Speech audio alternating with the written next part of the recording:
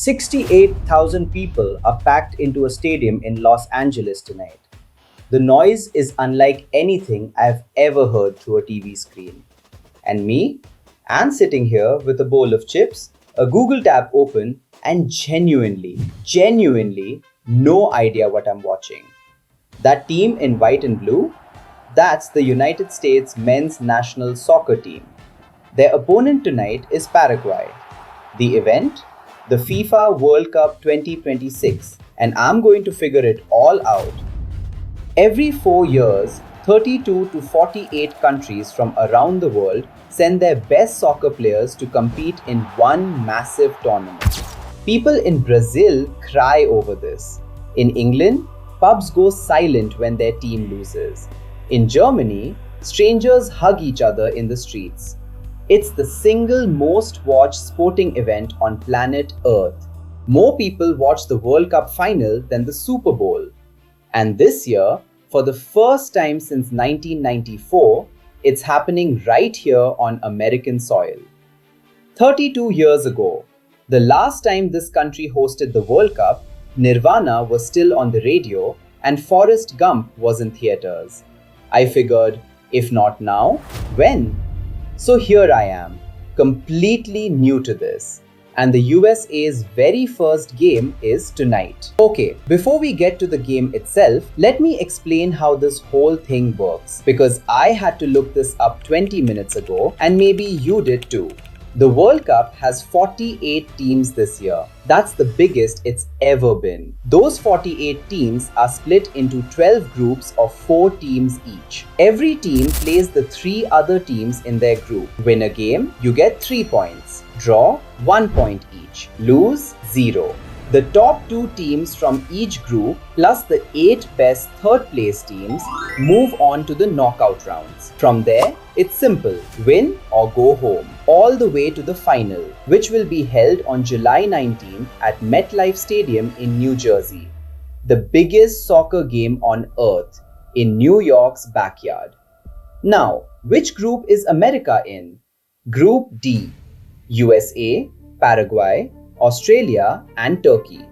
And tonight is game 1, USA versus Paraguay. Now, I had to learn who these players even are, and honestly, I was surprised. This team is younger than I expected. The average age is about 26. These aren't veterans. This is a hungry, ambitious squad playing on home soil for the first time in their lives. Let me introduce you to the guys you need to know. First, Christian Pulisic. If you know one name on this team, it's Pulisic. He's 27 years old. He plays for AC Milan in Italy, one of the most famous clubs in the world. He grew up in Hershey, Pennsylvania. Yes, Hershey, like the chocolate. And this guy is currently one of the best attacking players in Serie A, Italy's top football league. He scored more goals for Team USA than anyone else on this roster, by a lot. When asked about this World Cup, he said simply, and I'm paraphrasing here, I plan on scoring goals. Next, Tyler Adams, midfielder, 27 years old, from New York, plays in England's Premier League for Bournemouth. Adams is the engine of this team. He's the guy running box to box for 90 minutes, making sure nothing falls apart in the middle. Think of him as the team's point guard, controlling the tempo of the game. He was at the last World Cup in 2022. He knows what this pressure feels like. Weston McKennie, also a midfielder, also 27, from Texas, plays for Juventus, one of the most iconic clubs in Italian soccer history. McKennie is physical, aggressive, and he does not back down from a challenge. He helped the US reach the round of 16 in 2022. This time, he wants more. And then there's Tim Ream, defender, 38 years old. 38 years old at a World Cup. This man has been playing for Team USA since 2010. He's the oldest player on this squad And when people questioned whether he deserved his spot, he said, "That's up for debate, but I'm still here." That energy right there, that's your team captain energy. The man in charge of all of this is Mauricio Pochettino, an Argentinian coach. Interesting choice to lead an American team, right?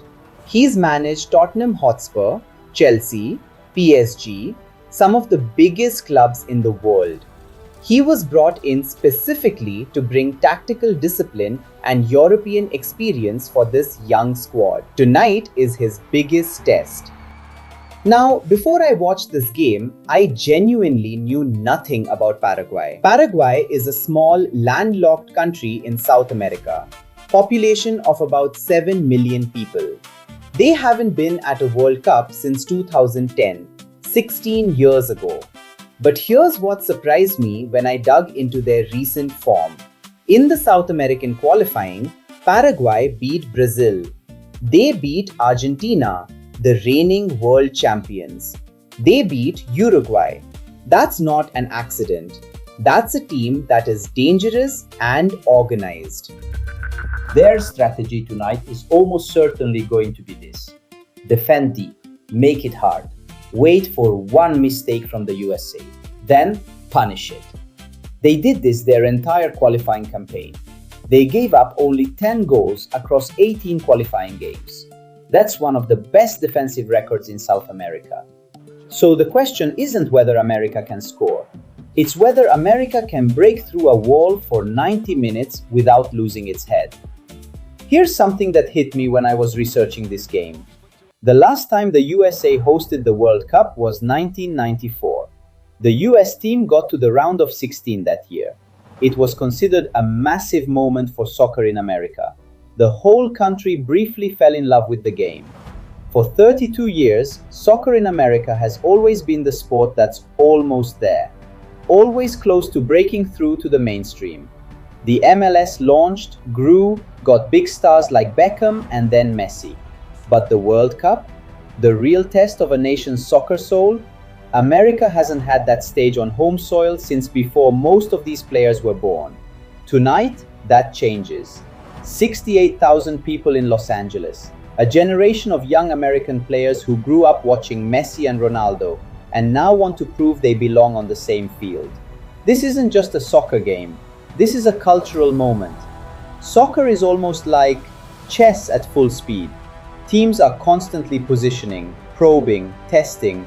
It's not about big plays every 30 seconds like the NFL, it's about tension building, pressure accumulating, and then one moment, everything explodes. By halftime, I had already Googled 3 soccer terms I didn't understand. What is a false nine? What does pressing high mean? Basically, the team attacks aggressively instead of waiting to defend. I was learning in real time and I was into it. There's a moment in every sport, if you're watching it for the first time, where it stops being just background noise and becomes real. For me and American football, it was the first time I watched a last-second field goal. For basketball, it was the first time I watched someone hit a buzzer beater. Just the stadium, the flags, the sound, the weight of what this moment means. 68,000 Americans screaming for a soccer team, something that 32 years ago almost didn't exist. I sat there and I thought, I think I actually understand now why the whole world loses its mind over this sport. The World Cup isn't just soccer, it's a country's identity on a field for 90 minutes. And America? America is just starting to find theirs. So that was Game 1, USA versus Paraguay. My first World Cup experience. I'm not going to pretend I understood everything. I'm not going to pretend I'm suddenly an expert. But I will tell you this, I'm coming back for Game 2. USA versus Australia, coming up in a few days. And I'm going to be more prepared, more informed, and probably just as nervous. If you're on this journey with me, a first-timer, a curious American, someone who's finally giving soccer a real chance, I'll be uploading every 2 to 3 days for the entire World Cup. We're going to learn this sport together. Subscribe to this channel. I'm Sion, and I'm a first-time fan. Let's see what happens next.